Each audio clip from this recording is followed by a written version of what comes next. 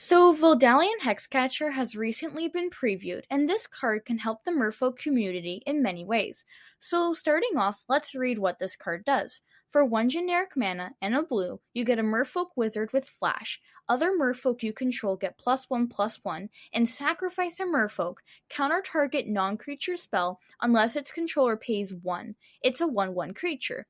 So Merfolk has a lot of double blue cards like Lord of Atlantis, Master of the Pearl Trident, and Merfolk Trickster.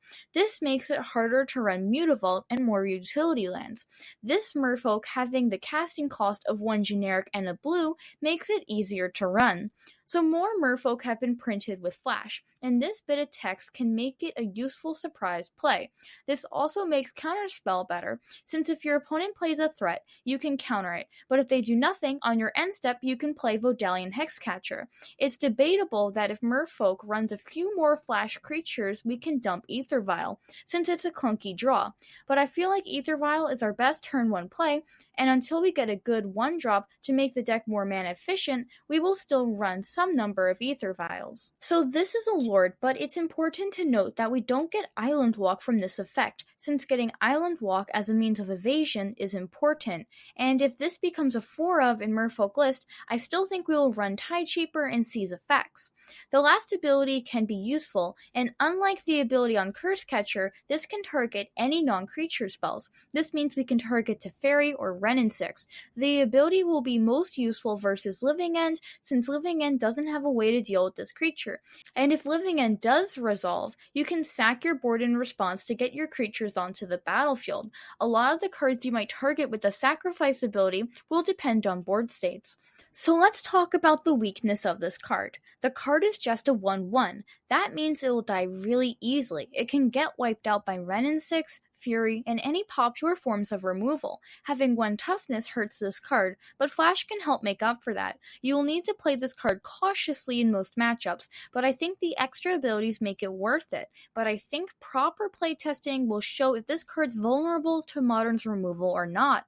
So let's talk about how this will impact the meta decks. Starting off, I don't think this card will be good versus Murktide, since the deck is very mana efficient. I don't see the sack ability being useful. We could fight over expressive iteration, but we would diminish our board state in the process, and in several cases I could see wanting a regular Lord over this card for that matchup. For 4 or 5 color elementals, I could see the sack ability being good versus their planeswalkers and spells, but you can't deny how easily this creature will die to Wrenn 6 and Fury. I also think not providing Island Walk is a big deal, since it is important to get through those creatures. This card versus Hammer Time just seems poor. By the time you can get the creature out, all of your opponent's important cards have been played. The most important counter targets are just tutored into play with Urza Saga, and we are miles away from the type of mana efficiency that Hammer Time has, so I just don't think this card will perform well in that matchup. This card is going to be a house versus the burn deck, since it will easily keep our life total high, since all of our random dorks and creatures now have Cursecatcher's effect. Burn tends to tap out often, and this card will be able to deal with any of Burn's spells really easily. This card is great versus the Living End deck, since as I said earlier, this will just encourage us to play out our hand while offering a pump effect that can really help us. If you have a decent hand with this card versus Living End, you're in a really good spot. When it comes to the Amulet Titan matchup, there are really only 2 good targets, Amulet of Vigor and Summoner's Pact. In most cases, you will not have enough time to counter Amulet of Vigor, and Summoner's Pact is a decent target, but it costs 0 mana. You will not want to sack enough Merfolk to counter that effect. So in this matchup, I think I would prefer a regular Lord, since getting Island Walk from Dryad is very relevant. The next deck is Yawgmoth Combo, so this card will only hit 2 cards, Chord of Calling and Eldritch Evolution. Countering these cards is good, but how much of your board state are you willing to sack to counter one of these? I think we just need to wait and see how Vodalian Hexcatcher performs in this matchup before I can give an opinion. When it comes to Tron, this card will perform fairly well, since it can target most of their win conditions like Karn and Ugin, yet I still think that is more debatable since they are playing a sizable amount of creature-based threats. I think we just need to wait and see when it comes to this deck. So for Death Shadow, a lot of their non-creature spells are removal, and those spells tend to be quite mana efficient, so I don't think this ability will be good, but if this card leads to us dumping Ether Vial, it would make the matchup much more interesting, and I don't know how that would change.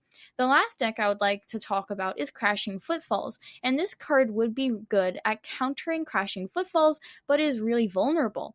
Crashing Footfalls often will run 4 Furies, and there's so much interaction and removal in the deck, I don't see you having a decent board state able to use the sack ability, or you even keeping this creature around. Yet the flash can help protect it from removal, since after they cast their Cascade spell, you can flash this in and counter Crashing Footfalls, and they won't have the mana to interact in most cases.